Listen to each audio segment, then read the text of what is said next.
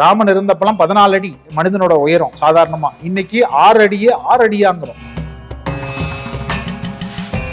இந்த ஸ்தலத்துல மட்டும் ஒரு ஸ்பெஷல் பர்மிஷன் உண்டு. அது என்னன்னா, பெண்கள் தர்ப்பணம் கொடுக்கலாம். கடவுள் மனித உருவத்தில் வந்துதித்த அவதாரம் தான் ராமர். பொதுவாவே மனைவி பேச்ச கேட்காதவங்க தான் சிக்கல்ல சிக்குவாங்க.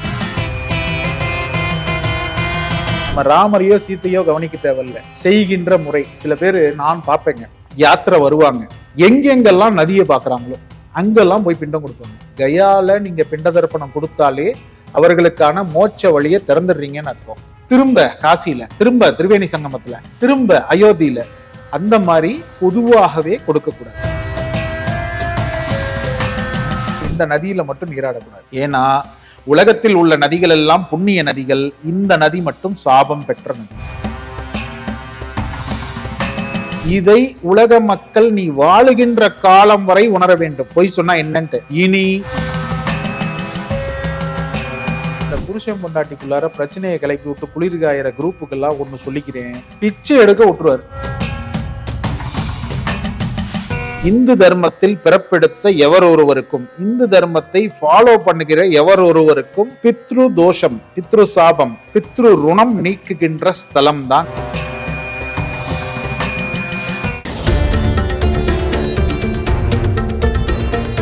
குருஜி மகாவிஷ்ணுவுடன் நேரடி சந்திப்பு ஜூன் 1 முதல் 15 வரை சேலம், திருச்சி, மதுரையில் நேரடி தொடு தீட்சை, ஆன்மீகம் மற்றும் பொருளாதார முன்னேற்றம் பெறுங்கள். மற்றும் ஜூன் 28 சென்னை மாடம்பாக்கத்தில் பிரம்மாண்ட மகா சத்சங்கம், சக்தி வாய்ந்த தியானம் மற்றும் நயன தீட்சை. குருஜி மகாவிஷ்ணுவின் நேரடி ஆசீர்வாதத்துடன் உங்கள் தொழில் மற்றும் ஆன்மீக வாழ்வை அழகாக்குங்கள். வாய்ப்பை தவறவிடாதீர்கள். உடனே முன்பதிவு செய்யுங்கள்.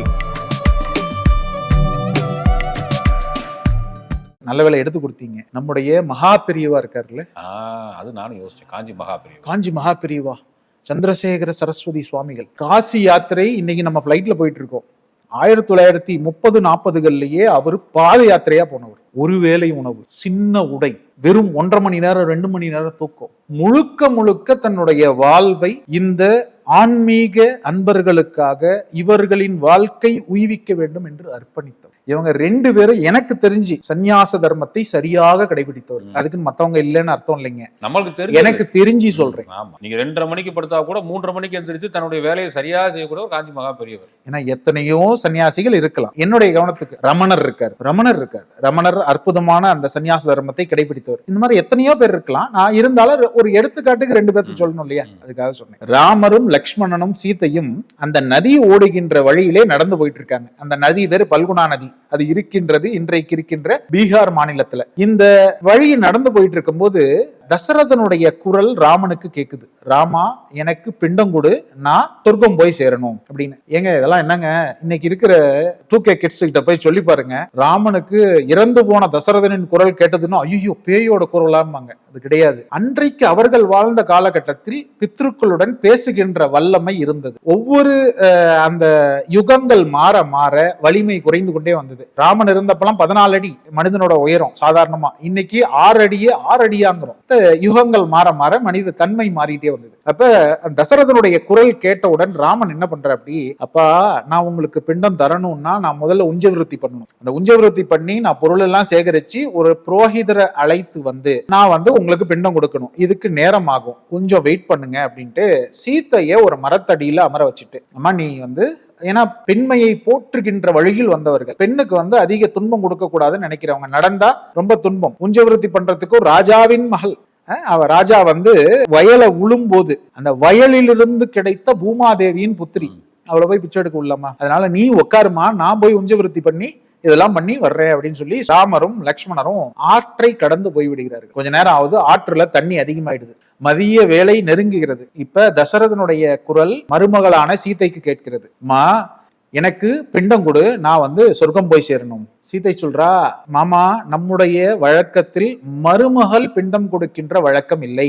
குறிப்பாக பெண்களுக்கு பிண்டம் கொடுக்கின்ற முறை இல்லை, ஆண்கள் தான் கொடுக்கணும், அதுவும் உங்க மூத்த மகனான ராமன் தான் கொடுக்கணும், நான் செய்தால் முறை தவறிய காரியம் ஆகிவிடும், இது தப்பா போயிடும்ங்கிறாங்க. இப்ப தசரதன் சொல்றாரு, அம்மா இதில் எந்த தவறும் இல்லை, நீ அமர்ந்திருக்கின்றது கயா என்கின்ற கஷேத்திரம், ஸ்ரீமன் நாராயணன் பாதம் வைத்து நின்ற ஸ்தலம், இந்த ஸ்தலத்துல மட்டும் ஒரு ஸ்பெஷல் பர்மிஷன் உண்டு, அது என்னன்னா பெண்கள் தர்ப்பணம் கொடுக்கலாம். நம்பர் 1, இந்த விதிவிலக்குங்கிற கான்செப்ட் வரும் இல்லைங்களா, அந்த விதிவிலக்கு தான் அந்த கயா. அடுத்து, நீ மருமகளே ஆனாலும் என்னுடைய மகளுக்கு ஒப்பானவள், எனவே நீ பெண்டம் கூட நம்புறேன். இப்ப சீதைக்கு முழு மனசு இல்ல, அரை மனசோட என்ன பண்ற அப்படி, ஏன்னா ராமருக்கு சொல்லாம செய்யறோம் இல்லையா, தன்னுடைய கணவனே கண்கண்ட தெய்வம்னு நினைச்ச பொண்ணு, சொல்லாம செய்யறோம் 5 பேரை சாட்சி வச்சு கொடுக்குறேன் மாமான்ட்டு. அப்படி கொடுக்கணும்னாலும் நான் எதை கொடுக்கறது, ஒரு மந்திரம் சொல்றதுக்கு ஒரு புரோகிதர் இல்ல, கொடுக்கறதுக்கு எதுவுமே இல்ல, எதை கொடுக்க. அம்மா நீ பூமாதேவியினுடைய மகள், உன்னுடைய பாதம் பட்ட மண்ணை எடுத்து பிடி, இந்த மரம் உன்னுடைய சகோதரி, அதனுடைய இலைகள் கனிகள் இதையெல்லாம் சேர்த்து பிசைந்து எனக்கு கொடு, வாங்கி கொண்டு போய்விடுகிறேன்னு அந்த மரத்தினுடைய கிளையில் அமர்ந்திருந்த தசரதனுடைய ஆன்மா கேட்க, சீதையும் தன்னுடைய மாமனாரின் சொற்படியே அதை நிகழ்த்த அதற்கு 5 பேரை சாட்சியாக வச்சார். முதலாவது அங்கே கண்ணெதிரே ஓடுகின்ற நதி, பல்குணா நதி. அடுத்ததாக தூரத்திலே மேய்ந்து கொண்டிருந்த பசு. மூன்றாவதாக துளசி செடி. நான்காவதாக அச்சமயத்திலே அந்த பக்கமாக வந்த ஒரு புரோகிதம் பண்ணுவாங்க இல்லையா, புரோகிதர், அது ஒரு வேலை. 5வதா தான் அமர்ந்திருந்த மரம்.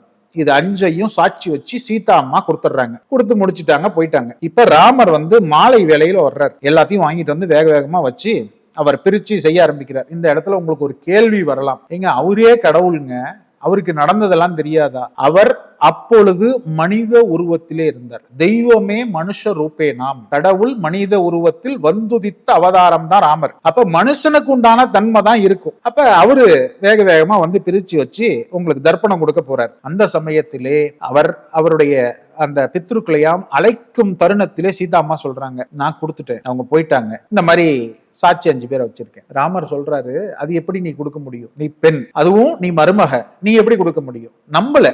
பொதுவாவே மனைவி பேச்ச கேட்காதவங்க தான் சிக்கல்ல சிக்குவாங்க. மனைவிங்கிறவங்க உங்கள பாதி, அவங்க பேச்ச கேட்டு நடந்தாலே சரியா இருக்கும், அது கேட்காம சிக்குவாங்க.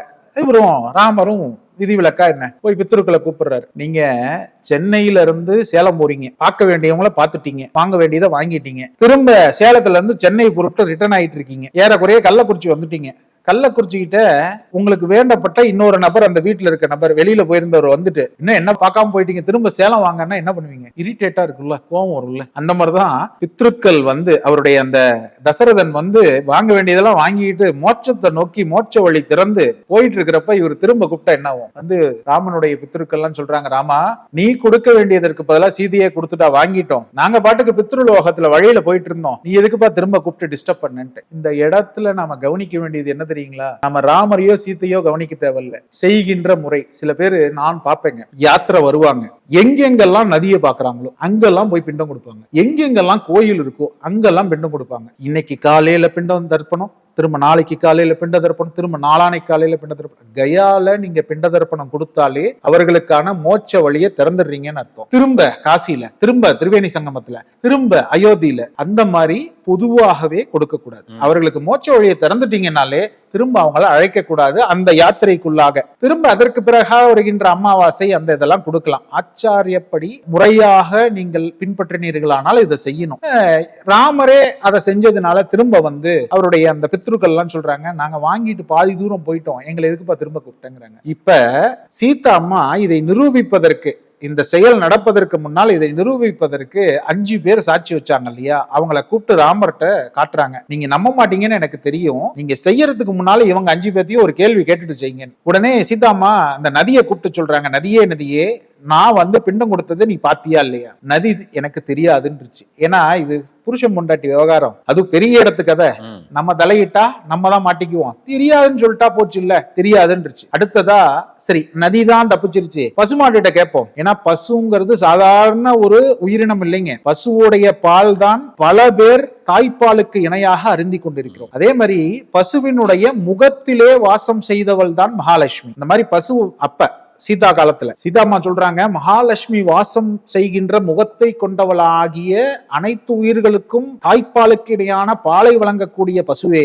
நீ உண்மையை சொல்லுங்கிறாங்க. பசு என்ன பாக்குது, அவ்வளவு தூரம் பல மைல் ஓடுகின்ற நதியே தெரியலன்றுச்சு. நாம இங்க தூரத்துல மேஞ்சிட்டு இருக்கோம், நமக்கு என்ன தெரியும், தெரியாதுன்னு சொல்லிட்டு போயிடுறது பெட்டர்னு சொல்லிட்டு அதுவும் தெரியாதுன்றுச்சு. மூன்றாவதா துளசி செடி. எங்கெங்கெல்லாம் திருமாலுக்கு பூஜைகள் நடக்கிறதோ அங்கெங்கெல்லாம் பிரசாதமாக இருப்பவள் நீ, துளசியே நீ சொல்லுங்கிறாங்க. துளசி நமக்கு எதுக்கு வம்பு, 2 பேரே தப்பிச்சுட்டாங்க, நம்ம எதுக்கு மாட்டிக்கணும், நானும் பார்க்கலன்றுச்சு. 4வது தான் பியூட்டிங்க. புரோஹிதம் பண்ணுகின்ற புரோஹிதர், கயாவால் புரோஹிதர், இங்க நோட் டவுன் தி பாயிண்ட், கயாவால் புரோஹிதர். அவரை கூப்பிட்டு சொன்ன உடனே அவர் யோசிக்கிறாரு, சீதைக்கு ஆதரவா பேசினா நமக்கு எதுவும் கிடைக்க போறது இல்ல, ராமனுக்கு ஆதரவாக பேசினால் அவன் எப்படியா இருந்தாலும் வருங்காலத்து பட்டத்து அரசன், அவன்கிட்ட இருந்து ஏதாவது ஒரு 40 ஏக்கர் நிலம் கிடைக்கும், அதனால அவனுக்கு ஆதரவா பேசி எப்போன்னு, எப்பா ராமா உன் பொண்டாட்டி போய் சொல்றான் நம்பாதுன்ட்டார். இந்த கணவன் மனைவிக்குள் பிரச்சனை ஏற்படுத்தி குளிர்காய்பவர்கள் இருப்பார்கள், அவர்களுக்கான தண்டனை என்னங்கிறது தான் இப்ப வரப்போற விஷயம். 5வதா கடைசியா வேற வழியே இல்ல, இந்த சரணாகதிமாங்கல்ல, அந்த மாதிரி சீதை எந்த நிலைமைக்கு போயிட்டா, நம்ம சொன்னதை பொய்ன்னு 4 பேர் சொல்லிட்டாங்க.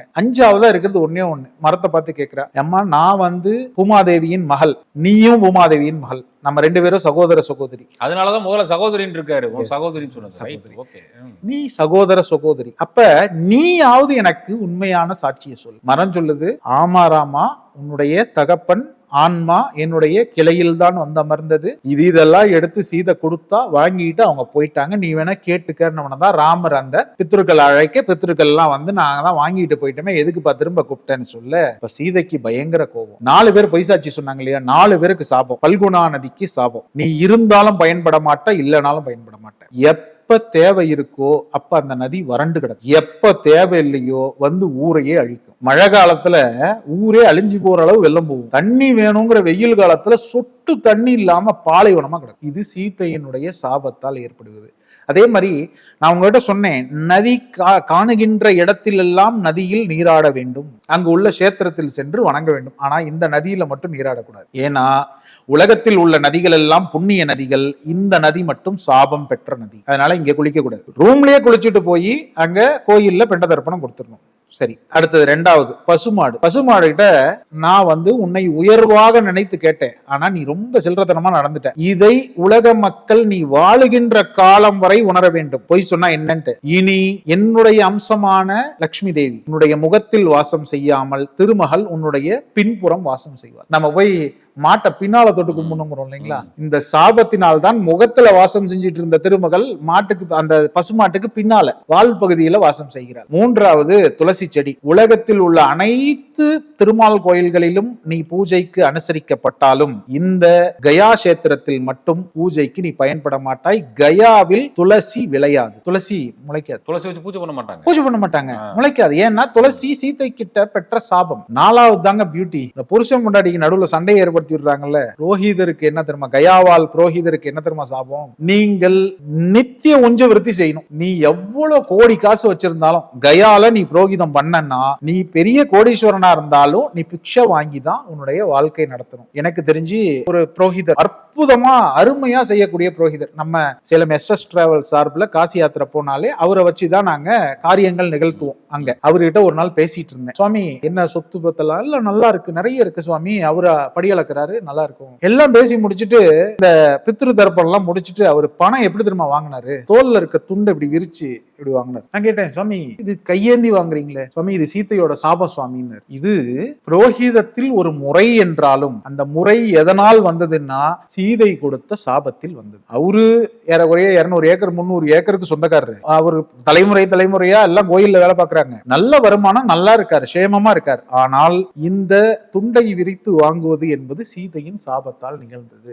இதுல இருந்து என்னன்னாங்க, இந்த புருஷன் பொண்டாட்டிக்குள்ளார பிரச்சனையை கிளப்பி விட்டு குளிர்காயிற குரூப்புக்கெல்லாம் ஒண்ணு சொல்லிக்கிறேன், பிச்சை எடுக்க விட்டுருவாரு. அது கவனமா இருக்கணும். நம்ம ஒவ்வொன்றுலயும் இருந்து ஒவ்வொன்னு கத்துக்கணுங்க.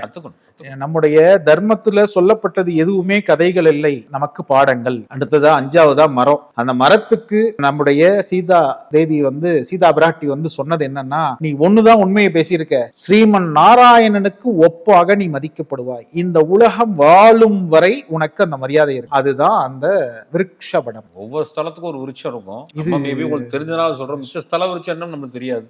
இது வந்து விருட்சவடம். இந்த விருட்சவடத்துல இது வந்து ஆலமரம். இந்த ஆலமரத்துல என்ன பண்ணுவாங்கன்னா பிண்ட தர்ப்பணம் கொடுத்து முடிச்சுட்டு பிண்டத்தை எல்லாம் போய் பெருமாளுடைய திருப்பாதத்துல சமர்ப்பிச்சுட்டு இந்த விஷ்ணு பாதம் கோயில்ல சமர்ப்பிச்சுட்டு கடைசியா வந்து இந்த மரத்தை 3 வலம் வந்து அந்த பிண்டம் பிடிக்கிறதுக்கு ஒரு தீர்த்தம் உபயோகிச்சிருப்போம்ல, அந்த தீர்த்தத்தை அந்த மரத்தில் இட்டு அதன் பிறகு கையில பவித்ரம்னு போட்டிருப்போம். பவித்ரம்னா என்னன்னு தெரியலீங்களா? பவித்திரமான விஷயம். இன்னொன்னு, அந்த பவித்திரத்தோட மகிமை பல பேருக்கு தெரியறது இல்ல. ஏதோ மோதிரம் கொடுக்குறாங்க, ரோஹிதர் கொடுத்தாரு போட்டுக்கிட்டேன்ட்டு. தர்ப புல்லு. தர்பையோட ஸ்பெஷாலிட்டி என்ன தெரியுங்களா? It is a connector. கனெக்டர்னா இரண்டை சேர்ப்பிப்பது. எதை ஜீவாத்மாவையும் பரமாத்மாவையும் இணைக்கின்ற கயிறு தான் அந்த பவித்ரம். உங்க கூட உங்க முன்னோர்கள் எப்படி தொடர்பு கொள்வாங்க? அந்த தர்பை புல் வழியா தான். சூரியன் சந்திரன் வந்து ராகுவோட சேருகின்ற தருணம் என்ன சொல்லுவோம் நம்ம? சூரிய கிரகணம் சொல்லுவோம். இந்த சூரிய கிரகணம் சந்திர கிரகணம் வர்றப்ப வீட்டுல தண்ணியில உணவுப் பொருட்கள் எல்லாம் அந்த தர்பை புல்ல போட்டு வைப்போம். ஏன்னா சூரியனுடைய அந்த கிரகண கதிர்களே நம்முடைய உணவையும் நீரையும் பாதிக்காது. அப்ப அந்த தர்பை புல்லுக்கு எவ்வளவு ஒரு மகிமை பாத்தீங்களா? அதை நாம மோதிரமா தரிக்கும் பொழுதுதான் அது ஒன்றோட ஒன்று இணைச்சு இப்படி கட்டுவாங்க. அப்படி கட்டும் போதுதான் நம்முடைய ஆன்மாவும் நம்முடைய பித்ருக்களுடைய ஆன்மாவும் ஒன்றை ஒன்று தொடர்பு கொள்ள முடியும். இதை எப்ப கட் பண்ணுவாங்க தெரியுங்களா? ஒரு தர்ப்பணமோ நீங்க பிண்டமோ கொடுக்குறீங்கன்னு வச்சுக்கீங்களேன், கொடுத்து முடிச்சோம்னா நீங்க ஃபுல் டயர்ட் ஆகுவீங்க. அப்படின்னா என்னன்னா ஹை வோல்டேஜும் லோ வோல்டேஜும் கனெக்ட் ஆகும் போது உங்களுக்கு அந்த ஒரு டயர்ட்னஸ் இருக்கும். இதெல்லாம் முடிச்சுட்டு கடைசியா அந்த மரத்துக்கிட்ட போய் தண்ணியை ஊத்தி 3 சுத்து சுத்திட்டு அந்த பவித்திரம் இருக்கு இல்லையா, அதை பிரிச்சு போட்டுட்டு கயா கயா கயாம். கயா கயா கயானா என்னன்னா மோட்ச வழி உங்களுக்கு திறந்து விட்டது, நீங்க உங்க வழியில போங்க அப்படின்னு வழி அனுப்புறோம். என்னன்னாங்க அந்த ஆன்மா இதுவரை மோட்சமடையாத ஆன்மா அதனுடைய வழியில் சென்று அதனுடைய கணக்கு வழக்கை எல்லாம் தீர்த்து விட்டு மீண்டும் பிறப்பெடுத்தாக வேண்டும். சரிங்க, இதெல்லாம் நான் செய்யலைங்க, நான் என்னங்க கெட்டு போயிடுவேன்? நல்லா தெரிஞ்சுக்கங்க, 3 தலைமுறைக்கு பின்னால் உங்கள் தலைமுறை வளராது, தலைமுறை செழிக்காது, குழந்தை பிறக்காது. குழந்தை பிறக்கினாலே அதோட முடிஞ்சு போச்சு அந்த தலைமுறை. அதோட தலைமுறைக்கு அப்புறம் வந்து நம்ம தலைமுறையே மாறும்னு ஒரு கணக்கு இருக்கு. அப்ப உங்களுடைய பேரன் பேத்திக்கு அவங்களுடைய பேரன் பேத்திக்கு உங்களுடைய சந்ததி வளர வேண்டும் என்றால் கயா வந்து பிண்ட தர்ப்பணம் செய்யணும். சரிங்களா? பெரும்பாலும் இந்த கயா கஷேத்திரத்திற்கு யார் வந்து பிண்டம் கொடுக்கணுங்கிற ஒரு கருத்து காமனா நிலவுது. வைஷ்ணவ அடியவர்களுக்கான ஸ்தலம் அது கிடையாதுங்க. இந்து தர்மத்தில் பிறப்பெடுத்த எவர் ஒருவருக்கும், இந்து தர்மத்தை ஃபாலோ பண்ணுகிற எவர் ஒருவருக்கும் பிண்ட தர்ப்பணம் கொடுக்கின்ற பித்ரு தோஷம், பித்ரு சாபம், அந்த பித்ரு ருணம் நீக்குகின்ற ஸ்தலம் தான் கயா. கயா விஷ்ணு ஸ்தலம். அதாவது இந்த காசி யாத்திரையை எப்படி பிரிப்போம் அப்படின்னா